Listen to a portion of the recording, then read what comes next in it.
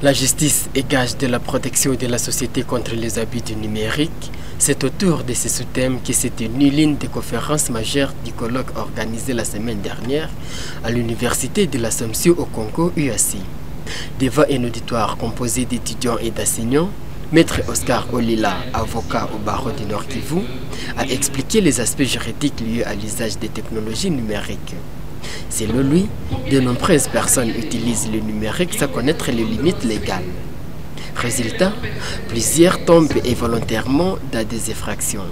Parmi les actes les plus fréquents figurent la suppression volontaire des données informatiques, l'accès non autorisé à un système privé ou encore l'envoi frauduleux d'informations sur des réseaux protégés.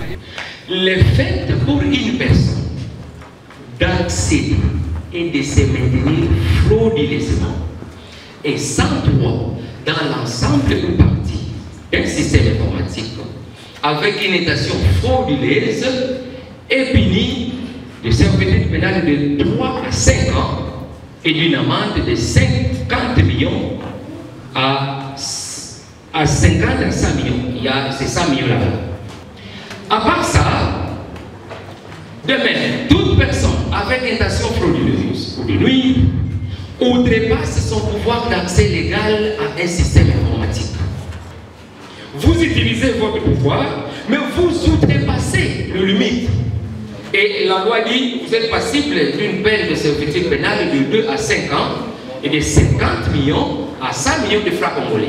Autre comportement est puni de servitude pénale de 6 mois à 3 ans et d'une amende de 5 millions à 100 millions, celui qui transfère sans autorisation de la personne concernée des données à caractère personnel. Maître Oscar Olila a précisé que ces infractions sont sévèrement punies par la loi congolaise. Il a ainsi appelé les participants à maîtriser la législation en matière de numérique afin d'éviter des poursuites pénales parfois involontaires. Donc, combien de fois dans la salle il y a des gens qui ont déjà un jour transféré un élément personnel de quelqu'un sans son autorisation? Comment vous l'avez acquis? À moins que ce dernier vous l'autorise. Mais si vous l'avez déjà fait et que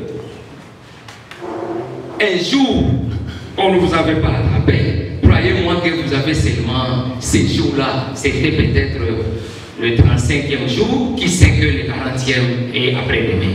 Le thème a suscité de vives réactions dans l'assistance.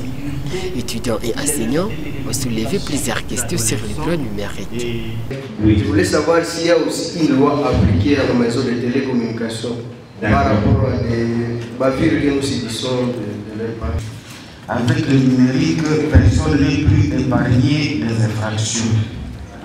Parce que, par exemple, le transfert des données, c'est déjà une infraction. Maintenant, je me demandais ici, personnellement, de quelles données s'agit-il? Est-ce que les données non compromettantes qui sont partagées sont-elles aussi une infraction? Alors, avec cette interdiction de la loi, j'aimerais savoir jusqu'où va la responsabilité des parents dans la surveillance des opérations numériques de son fils. Ce colloque de l'Université de l'Assomption au Congo a donc permis d'élargir la compréhension du numérique, non seulement comme outil, mais aussi comme domaine nécessitant rigueur, éthique et responsabilité, tant sur le plan pédagogique que juridique.